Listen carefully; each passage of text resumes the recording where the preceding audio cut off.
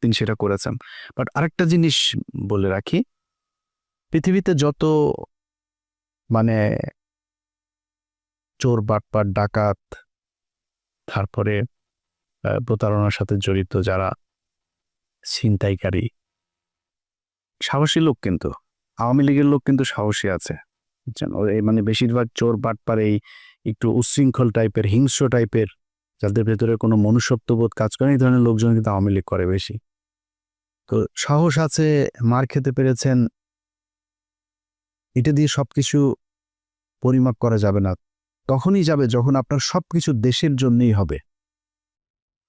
একটা সময় এসে মানুষের কাছ থেকে বিকাশের টাকা পয়সা নিয়ে ভাইকে গাড়ির ডিলারশিপকে করে দেয়া, কাতারে যায় তারপরে ব্যবসা করা, দুবাইতে গোল্ড স্মাগলারদের সাথে ব্যবসার পার্টনার নেয়া, এইগুলি করলে ওই সাহসটা আমাদের কাছে মনে হইতে পারে দেশের জন্য না, আপনার নিজের ফেম, নিজের জেদ, নিজের ক্ষমতা আপনার কাছে নেয়ার জন্য, ক্ষমতায় যাওয়ার জন্য আপনি এটা করেছেন।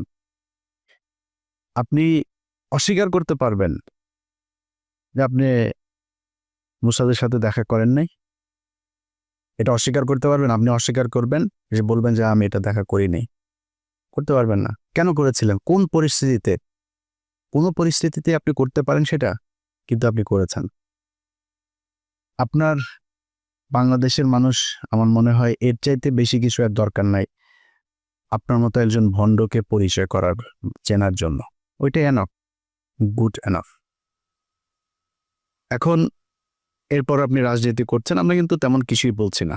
আপনার মতো আপনি করেন, সব চিটার বাটপার দিয়েই তো রাজনীতিটা চলছে এই দেশে। আপনার মতো আরেকটা ছোট চিটার যোগ হইলো, সমস্যা কোথায়? কিছু সময় তো আপনি হাসিনের বিরুদ্ধে কথাবার্তা বলেছেন, গুড, করেন, কোনো সমস্যা নেই।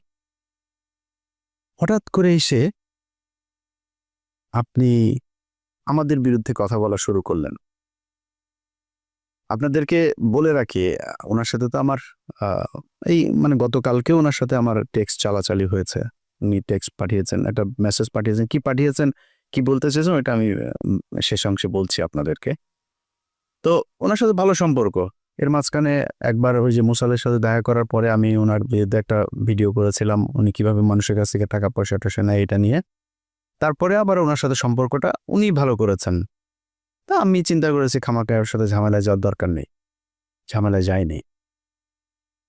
হঠাৎ করে এসে আপনি 2 দিন আগে বিদেশে বসে থাকা ইউটিউবার, ফেসবুকার, এরা হচ্ছে গিয়ে বাংলাদেশে পরিস্থিতি ঘোলা করার চেষ্টা করছে,